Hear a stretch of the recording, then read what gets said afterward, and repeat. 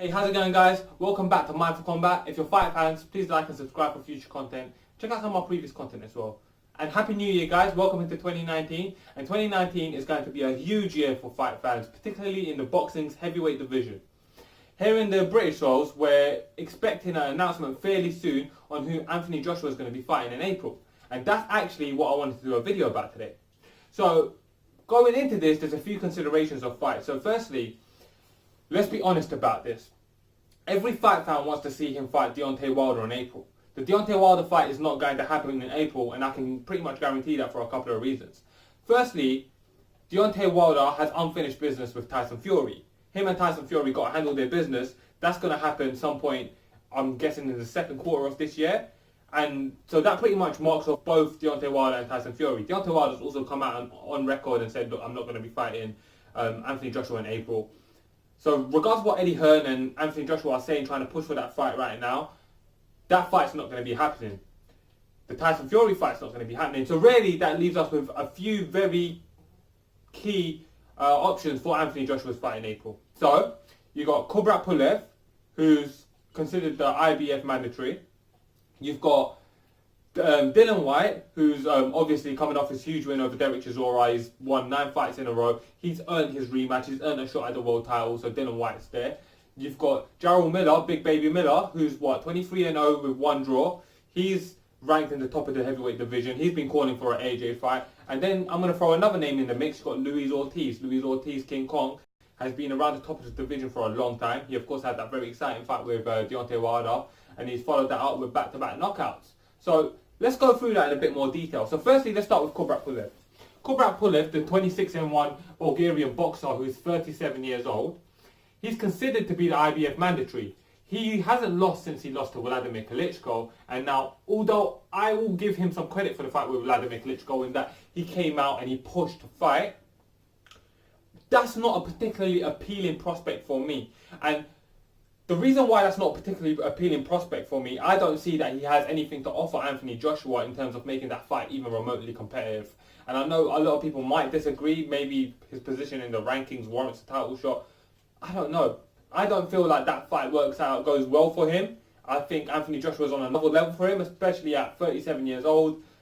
He's been pretty inactive. He's fought once in the last 2 years. That one fight was against Hughie Fury, and whilst I respect Hughie Fury, he's a very high-level domestic. He's probably one of the best domestic fighters we have here that's not fighting on the national or international stage, sorry.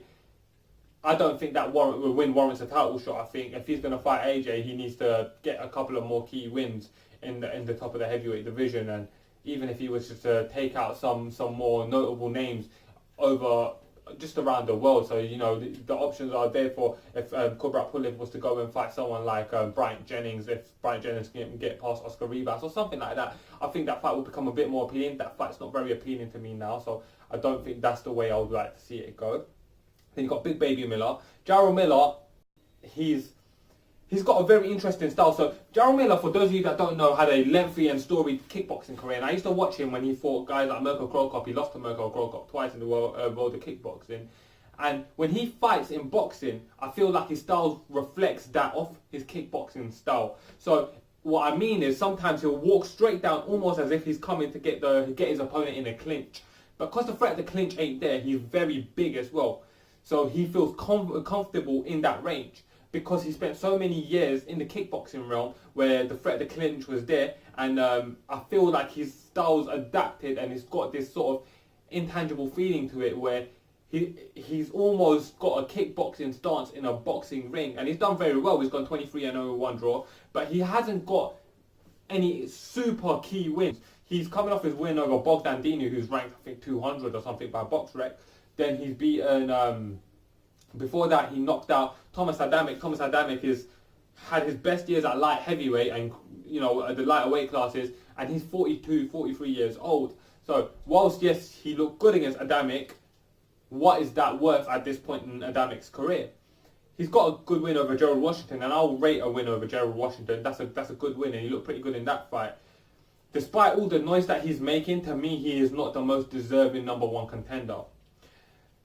Luis Ortiz. Now, Luis Ortiz, I'm a big fan of Luis Ortiz. King Kong has has really impressed me throughout his career. I find him to be smooth, technical, sharp, powerful. I find him to be durable, and I just enjoy watching him. He's got some good wins in his career. He's taken out Brian Jennings, which meant a lot. He got through David Allen, which I respect that as a win on, especially on the regional here in the UK regional scene.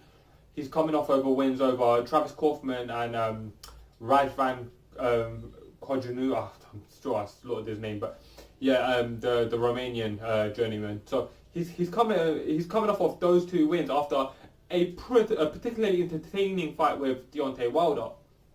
The Deontay Wilder fight was very exciting because regardless of what the judges say, he should have been ahead of Deontay Wilder at the time he was stopped. That was a good performance by him. He rocked Deontay Wilder in the 7th, nearly finished it. But Deontay Wilder's always got that X factor. He's always got that equalizer, and he connected and took Luis Ortiz out. There's no shame in that. To me, if AJ was to fight Luis Ortiz, I'll be very excited in that fight, and that is definitely an option that I would like Anthony Joshua to consider. What I want for April, though, is the fight with Dillian Whyte. And now here's a few reasons why I want this fight. Firstly, Dillian Whyte has improved so much since his first loss to Anthony Joshua. He's improved so much that I think we're looking at a completely different fighter. And AJ's improved too. I'm not saying he hasn't. But I feel like this presents a whole completely different challenge from what we saw then. AJ won that fight and won it in a dominant fashion.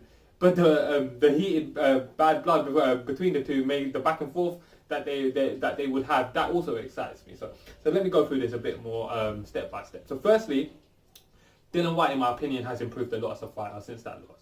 Secondly, there's history there. They've got a rivalry.